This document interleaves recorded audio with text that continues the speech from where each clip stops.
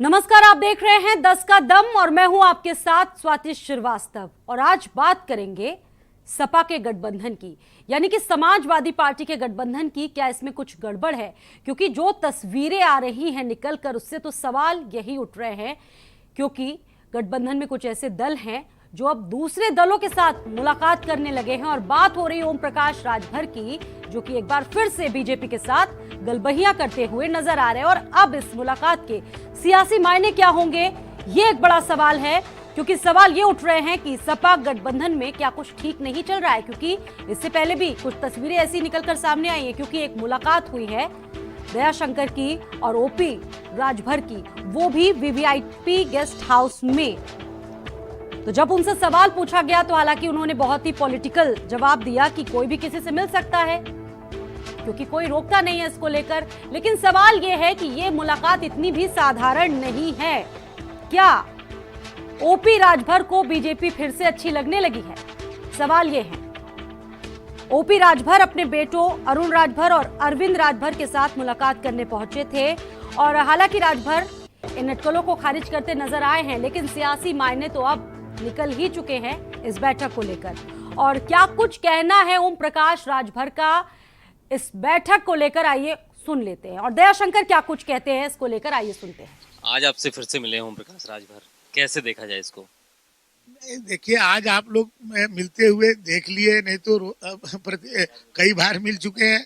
और मंत्री बनने के बाद वो तीसरी बार हमसे मिले और अपने क्षेत्र की समस्याओं के कारण मिले। बीजेपी के नेताओं से मुलाकात हुई है, क्या एक बार फिर से बीजेपी के साथ गठबंधन में जाने की स्थितियां हैं? क्या मुलाकात आपकी? नहीं भैया, राजनीतिक गलियारों में ये अटकलें हैं कि एक बार फिर से सुभाषपा और भाजपा का गठबंधन हो सकता है 24 में। अब गलियारे में चर्चा हो तो हम क्या करें। तो तमाम कयास लगाए जा रहे हैं, अटकलों का बाजार है, पूरी तरीके से गर्म हो चुका है। क्या ये दूरियां हैं या फिर कोई मजबूरी है, इसको लेकर भी सवाल उठ रहे हैं। या फिर गठबंधन में कोई गड़बड़ है? हालांकि क्या कुछ होगा, तस्वीर अभी तक साफ नहीं हो पाई है। इसको लेकर हमारे साथ खास मेहमान भी जुड़ चुके हैं डिबेट पर, और तमाम खास मेहमानों से आपका परिचय हम करवाते हैं। तमाम खास नेता तमाम पार्टियों से जुड़ चुके हैं। अरुण प्रकाश जी हैं, नेता बीजेपी से, बहुत बहुत स्वागत है सर आपका। फखरुल हसन जी हैं, प्रवक्ता हैं समाजवादी पार्टी से, फखरुल जी आपका भी स्वागत है। पीयूष मिश्रा जी हैं, प्रवक्ता हैं सुबह सपा से। प्रखर प्रताप सिंह जी हैं, पीएसपीएल से, सर बहुत बहुत स्वागत है। रोहित अग्रवाल जी हैं, प्रवक्ता है एलएलडी से, बहुत बहुत स्वागत है रोहित जी आपका। सबसे पहले सवाल फखरुल हसन जी आपसे, सवाल यह है कि सर जो तस्वीरें हम देख रहे हैं, क्योंकि हिस्सा कहीं ना कहीं आपकी पार्टी का वो रहे हैं, गठबंधन का हिस्सा रहे हैं, तो क्या समाजवादी पार्टी का जो गठबंधन है कुछ गड़बड़ चल रही है? इसको लेकर क्या कुछ कहेंगे आप? फखरुल जी। देखिए, हमारे गठबंधन का हिस्सा रहे नहीं हैं, हमारे गठबंधन का हिस्सा हैं जी। और राजभर जी हमारे साथ थे, हैं और रहेंगे। ये देखिए, राजनीति में लोगों से मिलना जुलना ये होता रहता है। कहने को तो हम भी ये कह सकते हैं, इतनी साधारण मुलाकात नहीं है राजभर जी सर। गए थे भारतीय जनता पार्टी में बहुत से मंत्रियों, नहीं तो मैं तो कह रहा हूं कि राजभर जी गए थे, दयाशंकर जी से मिलने गए थे कि आइए हमारे गठबंधन का हिस्सा बनिए, कहां भारतीय जनता पार्टी के साथ हैं हम। वो तो न्योता देने गए थे गठबंधन में आने के लिए। और सब जानते हैं कि दयाशंकर जी मंत्री हैं, वो मुख्यमंत्री जी के कोटे के मंत्री नहीं हैं। तो ये भी तो सब जानते हैं। तो कहने, देखिए, राजनीति ये भी तो सच है ना कि राजनीति में रास्ते हमेशा खुले रहते हैं। पार्टी हाँ, तो रास्ते दयाशंकर जी के लिए खुले हुए हैं। समाजवादी गठबंधन के लिए उनको उस पार्टी में शामिल कराने अरे के तो लिए वो कहाँ आपकी तो पार्टी में जा रहे हैं? आपकी पार्टी के नेता वहां पर जा रहे हैं, आपके राजनीति गठबंधन के नेता वहां पर जा रहे हैं। फखरुल जी, इस पर जवाब दीजिए। तो ये आपने तो सवाल ही बदल दिया। ये तो आप और हम कैसे तय कर सकते? सर तो हम थोड़ी नहीं कह रहे हैं, आप और ये तो हम तस्वीरें कैसे बयां तय कर कर रही सकते हैं कि कौन कहां जा रहा है? हाँ। नहीं, तस्वीरें ये थोड़ी कह रही कि राजभर जी भारतीय जनता पार्टी गठबंधन में जा रहे हैं। तस्वीरें तो ये भी कह रहे हैं कि वो मुलाकात थी। अब मुलाकात में कौन कहां जा रहा है ये तो भविष्य बताएगा। ठीक है, भविष्य पर छोड़ देते हैं। ठीक है, भविष्य पर ही छोड़ दिया है सवाल को। ठीक है, फखरुल जी का कहना है।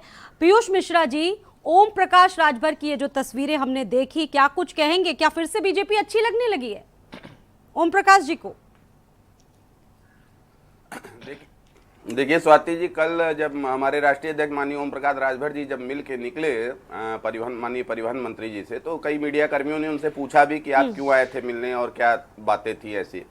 उनका स्पष्ट कहना था कि जो बलिया जाते समय पूर्वांचल एक्सप्रेसवे बना है उसमें जो कट है, चूंकि कट न होने के नाते कम से कम 80 किलोमीटर दूर आगे जाके उतरना पड़ता है, तो उस कट की वो मांग करने गए थे। और कासिमाबाद में बस अड्डा नहीं है, उसके लिए भी उन्होंने एक पत्र दिया है। तो ये दो मुद्दे हम लोगों के थे जिससे जनता को बड़ी असुविधाओं का सामना करना पड़ रहा है। और एक बात स्पष्ट कर दूं आपको, जब हम 2017 से 19 में कैबिनेट मंत्रालय में थे तो कासिमाबाद के लिए 3 बसें चलाई गई थी लखनऊ से, वो भी मंत्रालय हटने के बाद, भाजपा से हमारा गठबंधन हटने के बाद वो भी बसें बंद हो गई। तो ये जो जनता की मूलभूत समस्याएं हैं जिससे जनता को आए दिन इन समस्याओं को सामना करना पड़ रहा है, इन समस्याओं की मांग लेकर हम लोग गए थे वहां पर। खबरें तो यहाँ तक आ रही है कि फिर से मंत्री बनाया जा सकता है, योगी मंत्रिमंडल में उनको, ओम प्रकाश जी को मंत्री बनाया जा सकता है। खबरें तो यहाँ तक आ गई हैं और आप इसे साधारण बता रहे हैं। मैं आपको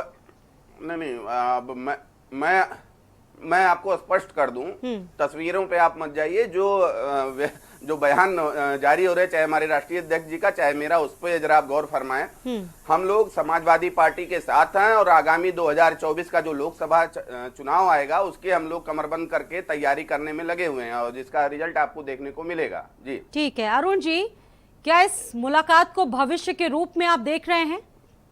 अरुण जी, देखिए, अभी तो जहाँ तक मैं कह सकता हूँ कि पंडित दीनदयाल उपाध्याय जी की पार्टी भारतीय जनता पार्टी, जिसका एक नैसर्गिक दलितों के साथ कार्य है, समाज के अंतिम व्यक्ति के लिए कार्य करती है। और चाहे ओम प्रकाश राजभर हों जी हों या अन्य लोग हों, जो राजनीति में ये कहते हैं कि हम दलितों और पिछड़ों के उत्थान के लिए कार्य कर रहे हैं और उनकी चिंता है हमें, तो अगर उस चिंता के तहत इनके अंदर कार्य होता तो जिस तरीके से निश्चित रूप से मैं कह सकता हूं कि एक गैर जिम्मेदाराना काम उस समय हुआ था। अभी तो बयान दोनों तरफ से आए हैं, हमारे परिवहन मंत्री जी ने भी कहा है, यानी कि वो अगर आपकी पार्टी में आते तो आप स्वागत करेंगे उनका? नहीं, अभी तो देखिए, जब चुनाव के बाद मंत्रिमंडल का गठन हो रहा था तभी आपने देखा होगा और आपके सारे मीडिया, पूरी राष्ट्रीय मीडिया ने और आपने, आपके चैनल ने चलाया कि ओम प्रकाश राजभर जी हमारे केंद्रीय नेतृत्व आदरणीय गृह मंत्री अमित शाह जी से भी मिलने गए थे और दिल्ली में भी तमाम नेताओं से, भारतीय जनता पार्टी के नेताओं से मुलाकात की है। हो सकता है ये छटपटाहट हो राजभर जी का पहली बार आकलन गलत निकला है। राजनीति में उनका आकलन मैं देख रहा हूँ कि वो बहुत ही होशियार आदमी हैं और मौसम विज्ञानी हैं और मौसम के हिसाब से वो काम कर लेते हैं, चुनावी पाला बदल लेते हैं। जी हाँ जी, ये तो आप स्वयं जानती हैं, कोई सुबह क्या कह रहे हो राजभर जी, ओम प्रकाश जी दोपहर में क्या कह रहे हो, यानी आप कहना चाहते हैं कि अगर बीजेपी में आते तो फिर उनको लिया नहीं जाएगा? नहीं, हम ये भी नहीं कहते। देखिए, मतलब संभावनाओं से इनकार नहीं है सर। बीजेपी में लेने का काम और इस स्तर पे, जिस स्तर पे ओम प्रकाश राजभर जी हैं, ये काम हमारे केंद्रीय नेतृत्व, भारतीय जनता पार्टी के पार्लियामेंट्री बोर्ड, लेकिन मोर्चा तो खोल दिया था 2017 में जब वो मंत्री बनाए गए थे। पिछड़ा वर्ग के मोर्चा तो उन्होंने बहुत कायदे से खोल दिया था, पूरी तरीके से मुखर हो गए थे। और अगर इस बार वो ज्वाइन करते हैं बीजेपी तो कौन कौन सी शर्तें ऐसी रहेंगी जो बीजेपी की रहेंगी और उनकी रहेंगी? जरा ये भी बता दीजिए। लोकतांत्रिक दल हैं, हम एक लोकतांत्रिक दल हैं और लोकतांत्रिक व्यवहार हमारे सभी गठबंधन के साथ भी रहता है। जो भी हमारे गठबंधन के साथी हैं उनको कोई पीड़ा है, कोई चीजें हैं, कोई बातें उनकी नहीं हो पा रही हैं, तो हमारी शीर्ष नेतृत्व से लेकर के नीचे तक, कार्यकर्ता तक, सब ऐसे गठबंधन का सम्मान करते हैं और चीजें वो सुनी जाती है। अब हम ये कह सकते हैं बहुत ही जिम्मेदारी के साथ कि ओम प्रकाश राजभर जी का आकलन जो है वो थोड़ा गलत रहा और वो चले गए। लेकिन मैं ये भी कह सकता हूं कि दयाशंकर जी जो पार्टी में ज्वाइनिंग कमेटी है, उस कमेटी के एक महत्वपूर्ण व्यक्ति हैं, तो हो सकता है वो दयाशंकर जी से हमेशा मिलते जुलते रहे हैं। अब ये तो समय आने पे कैसे क्लियर करते हैं। लेकिन सर, सवाल तो वही है कि मुलाकात इतनी साधारण नहीं है। चलिए, अगर वो जन मुद्दों पर वहां पर गए थे तो फिर वो नहीं, जन मुद्दे तो मैं दफ्तर में जा सकते थे, गेस्ट हाउस जाने की फिर क्या जरूरत है? ये आप सही कह रही हैं स्वाति जी। जन मुद्दे तो देखिए, अभी एक प्रवक्ता जी के माध्यम से, सुबह सपा के प्रवक्ता जी के माध्यम से एक बात आई कि इन्होंने कहा एक कट है वो 80 किलोमीटर, जो कल 2 बातें आई थी मीडिया के माध्यम से, चाहे दयाशंकर जी से या ओम प्रकाश राजभर जी के माध्यम से। ओम प्रकाश जी ने कहा कि एक शिक्षा मित्र के नियुक्ति को लेकर के मैं गया था, और हमारे दयाशंकर जी ने कहा, मंत्री जी ने, परिवहन मंत्री, कि उनका जो विधानसभा क्षेत्र है वो बलिया पार्लियामेंट के अंतर्गत आता है, और एक बस अड्डे की मांग करके के लिए गए थे।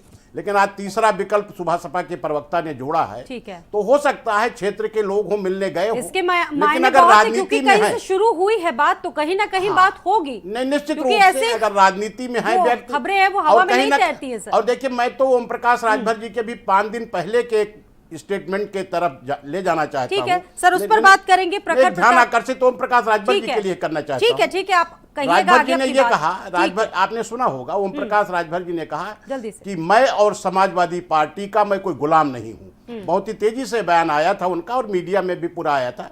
तो ये कहने का मतलब क्या है कि समाजवादी, एक तरफ जहां उनके प्रवक्ता या समाजवादी पार्टी के लोग कह रहे हैं, और उन्होंने कहा कि मैं समाजवादी पार्टी का गुलाम नहीं हूं, वो आजम खान साहब से मैं मिलने जाऊंगा। जहां अभी तक आजम खान साहब समाजवादी पार्टी के आंखों के, खास करके अखिलेश जी के आंखों की किरकिरी बने हुए हैं, उनसे मिलने का दावा अगर चलता है, ओम प्रकाश राजभर जी कह रहे हैं, ओम प्रकाश राजभर जी कह रहे हैं मैं गुलाम भी नहीं हूं समाजवादी पार्टी का या अखिलेश यादव का, तो ज्यादा भली भात रूप से या इसको ज्यादा अर्थ डिफाइन करने का काम। ठीक है फखरुल जी, इस पर जल्दी से जवाब दीजिए, फिर प्रखर प्रताप सिंह जी के पास जाते हैं। फखरुल जी, इस पर जवाब दीजिए, क्या कहेंगे? देखिए, भारतीय जनता पार्टी के पास मुद्दों की कमी है। आज उनके पास बोलने के लिए, विपक्ष के लिए कुछ नहीं है, लेकिन उत्तर प्रदेश की जनता की जो समस्याएं हैं उनसे लगातार ध्यान हटाने के लिए भारतीय जनता पार्टी लगातार इस तरीके की बातें करती है, और उनपे ही चर्चा होती है। इनसे पूछिए कि ललितपुर की घटना के बारे में इनका क्या कहना है, चंदौली की घटना के बारे में क्या कहना है। तो ये मुद्दों की बात नहीं ना करके इधर उधर की बात करना चाहते हैं, हम इनको मुद्दों पे लेके आएंगे। जयंत चौधरी भी मुलाकात करने पहुंचे थे आजम खान से, और खबरें यहां तक आई कि वो भी गठबंधन का साथ छोड़ सकते हैं। देखिए, मैं पूरी बात आपको समझाता हूं। पहले 2 लाइनें बोलूंगा कि मैं उस माटी का वृक्ष नहीं जिसको नदियों ने सींचा है, बंजर माटी पे पल के मैंने मृत्यु से जीवन खींचा है, मैं पत्थर पे लिखी इबारत हूं, शीशे से कब तक तोड़ोगे, मिटने वाला मैं नाम नहीं, तुम मुझको कब तक रोकोगे। माननीय शिवपाल यादव जी ने समाजवादी पार्टी का संगठन खड़ा किया था, गांव गांव, गली गली लोगों को जोड़ करके एक ऐसा संगठन तैयार किया जो सड़क पर प्रदर्शन करने के लिए जाना जाता था। आज उस पार्टी का क्या हुआ? सिर्फ ट्विटर के उस पर रह गई है। 2003 में, 2012 में सरकार बनाई, 2012 में माननीय अखिलेश यादव जी तो फेस नहीं थे, मगर सरकार बनी। क्या हुआ 2017 में, 19 में, 22 में, फिर अभी एमएलसी चुनाव में लगातार हार रहे हैं, क्योंकि वो अपने शीर्ष नेताओं को, जो एक्सपीरियंस नेता है, उनको नहीं पूछ रहे हैं। माननीय आजम खान जी की बात करें तो क्या ईद पर मात्र 1.5 घंटे का रास्ता है सीतापुर का, क्या वहां जाया नहीं जा सकता था उनसे मिलने? अखिलेश यादव जी नहीं तो कोई प्रोफेसर साहब जा सकते थे, कोई भी शीर्ष स्तर का नेता जा सकता था। तो लगातार जिस तरीके समाजवादी पार्टी अपने नेताओं के साथ बिहेव कर रही है, मुझे लगता है सर, ये माना जाए कि डोर टूट चुकी है, कभी भी औपचारिक ऐलान हो जाएगा इस बात का। देखिए, लगता तो यही है, उनके एक्शन से तो यही लगता है। देखिए, कोई भी नहीं, ट्वीट भी किया था ईद पर, ट्वीट तो आपको पता ही होगा, कहा था उन्होंने बहुत तमाम चीजें ट्वीट, उन्होंने अपना दर्द बयां किया था। और रही बात, जैसे ओम प्रकाश राजभर जी हैं, तो पहले बसपा में थे, बसपा ने उनकी वैल्यू नहीं समझी, आज उन्होंने अपनी एक पार्टी बना ली, और आप देख रहे हैं किस तरीके से वो काम कर रहे हैं। क्या आप लोग मिलकर एक नया मोर्चा बनाने वाले हैं? इस बात की अटकलें भी सामने आई हैं, आजम, जयंत और शिवपाल यादव, इनको लेकर ये खबरों का बाजार बहुत गर्म है इन दिनों। देखिए, आने वाले समय में क्या होगा ये हमारे राष्ट्रीय अध्यक्ष जी आपके माध्यम से ही बता देंगे। फिलहाल तो हम अपने संगठन पर काम कर रहे हैं कि वो संगठन खड़ा करने में शिवपाल जी से बेहतर नेता अभी तो उत्तर प्रदेश में कोई नहीं है, और आगे आगामी निकाय चुनाव की हम तैयारी कर रहे हैं। ठीक है, रोहित जी, आरएलडी प्रवक्ता, रोहित जी, आप इसको किस तरीके से देख रहे हैं? क्योंकि आरएलडी के लिए भी बहुत बड़ी चुनौती है 2024 की सियासी जमीन तैयार करना, और खास तौर से जब समाजवादी पार्टी के साथ आपका गठबंधन हो, 8 सीटें आपने जीती हो, हासिल की हो, उसके बाद अब जो ये तस्वीरें आ रही हैं, क्या कुछ कहेंगे? कितना नुकसान, कितना फायदा आपको नजर आ रहा है इस पर? मुझे लगता है कुछ तस्वीरें मीडिया से छूट जाती हैं, और भारतीय जनता पार्टी तो खैर उन तस्वीरों को देखना ही नहीं चाहती है। आपने शायद दिनेश शर्मा जी की तस्वीर नहीं देखी ईद के दिन, वो अखिलेश यादव जी के बगल में खड़े हुए थे। तो क्या मैं ये मान लूं दिनेश शर्मा जी जो भारतीय जनता पार्टी के पूर्व